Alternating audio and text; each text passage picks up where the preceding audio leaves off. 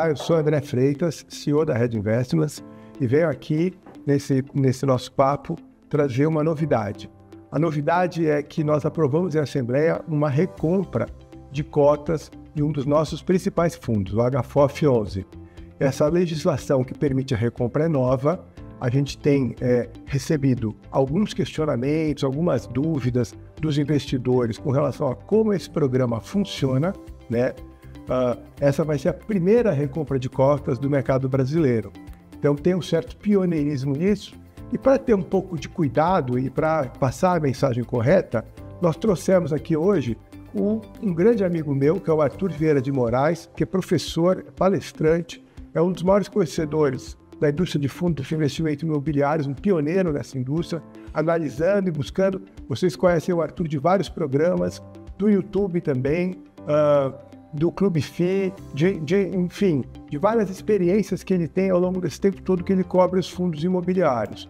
E a partir daí, eu acho que um formato que seria bem didático é trazer o cara que conhece muito fundo imobiliário para ver se ele tem alguma dúvida ou quais seriam as dúvidas que os investidores que têm contato com ele, de fato, teriam frente a esse programa de recompra.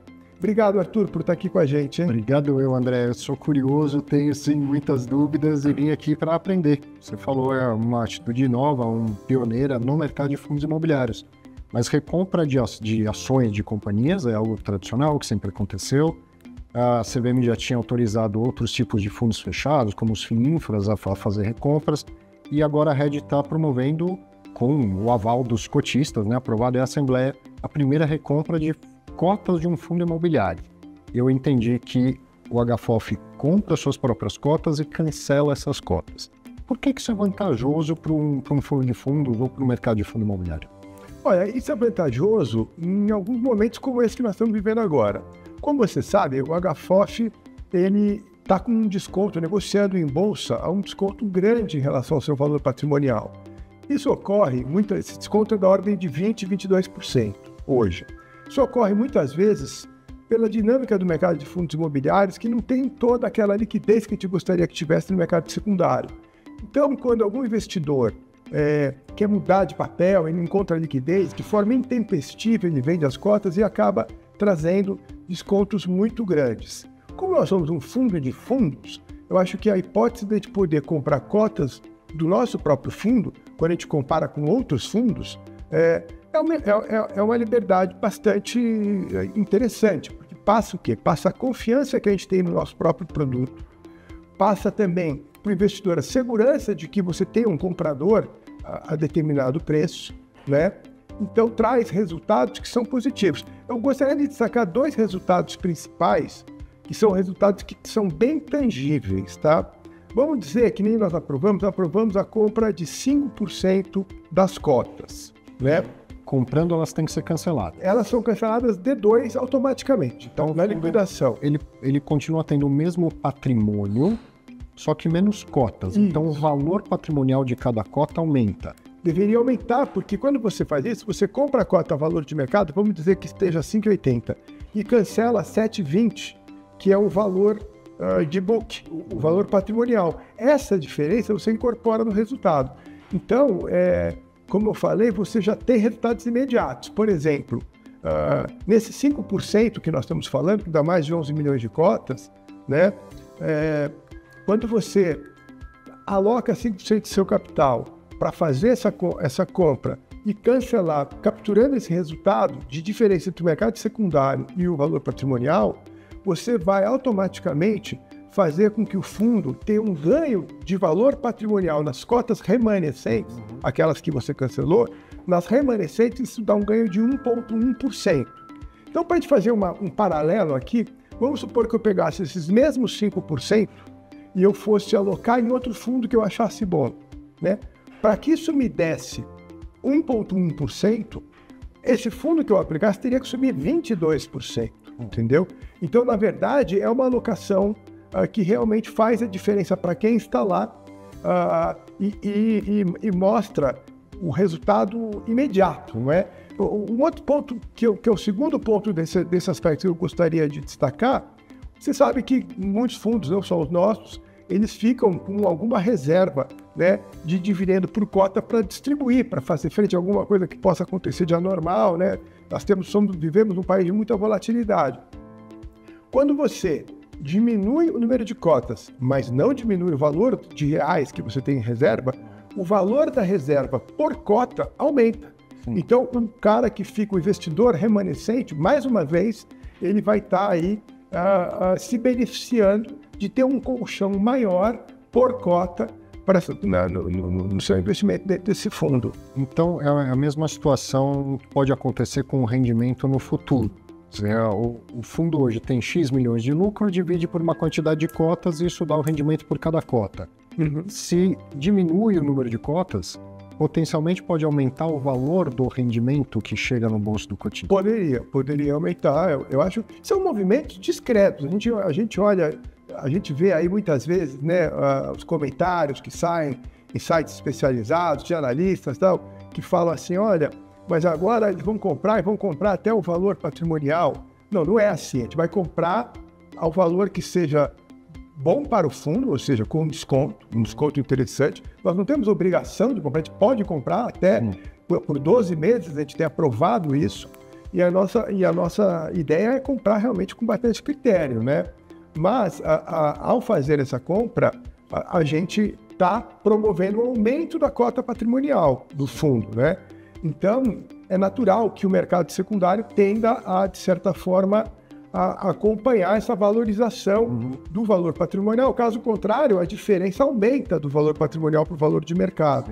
Um outro ponto que a gente nota também interessante com relação a isso é a magnitude. Se a gente compra 5%, como eu falei, o valor patrimonial com um desconto de 20%, compra 5% com desconto de 20%, o valor patrimonial da cota sobe 1,1%.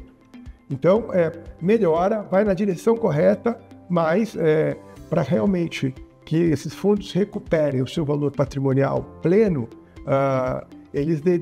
nós teríamos que ter uma mudança macro, que é ver realmente uma queda de juros, que eu acredito até que deve começar no final desse ano, mas que você pega os mercados futuros de juros, já apontam isso, e deve acontecer nos próximos meses. Então, eu acho que é uma compra oportuna que vai trazer valor para o fundo, vai aumentar o resultado do fundo, vai aumentar o valor patrimonial do fundo, vai aumentar a reserva de reais por cota que o fundo tem para distribuir.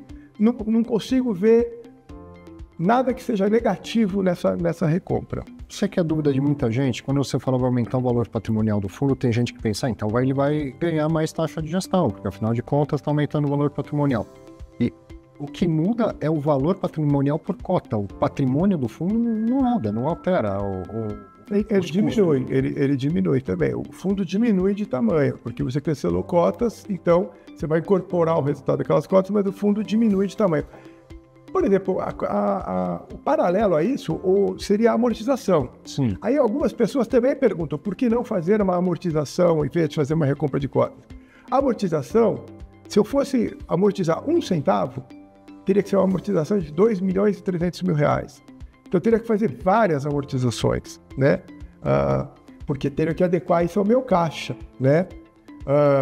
Então, quando eu faço isso, eu tenho que ver qual é o resultado, pedir para os clientes, né, quando eu faço a amortização, para os investidores, qual é o resultado efetivo. O negócio de mandar a nota de corretagem. Manda a nota de corretagem. Caso a pessoa, o investidor, não mande, eu tenho que considerar o melhor valor do histórico.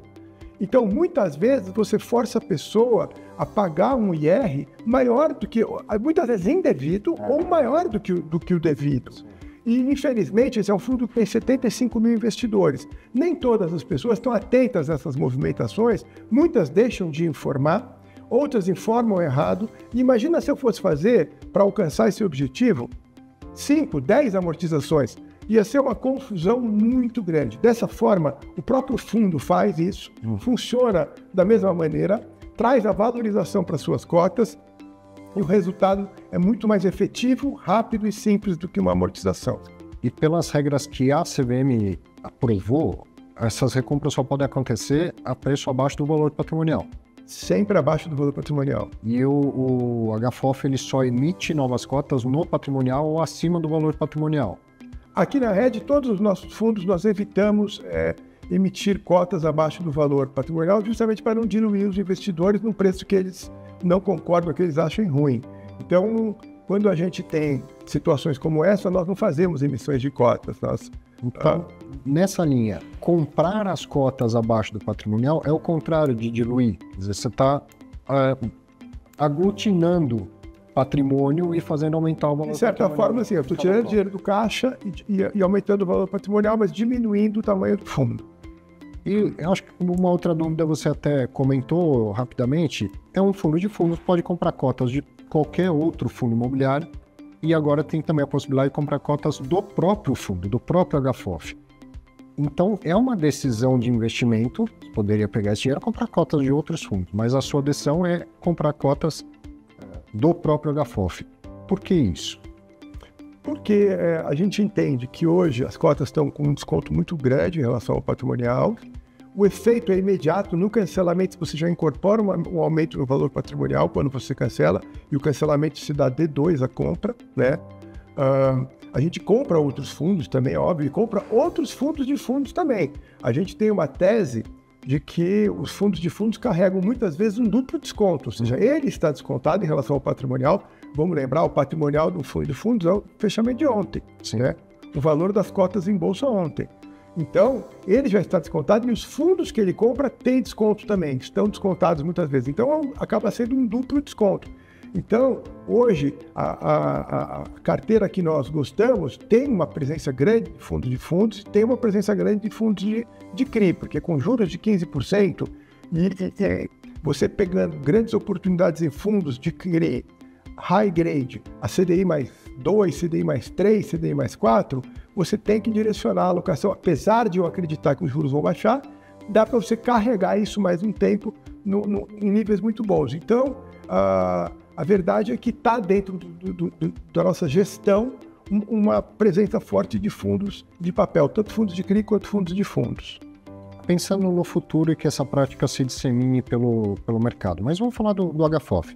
Se essa prática se tornar recorrente em momentos de queda do mercado, eu posso acreditar que diferenças de 20% do valor patrimonial para o valor de mercado vão ser cada vez mais raras de acontecer.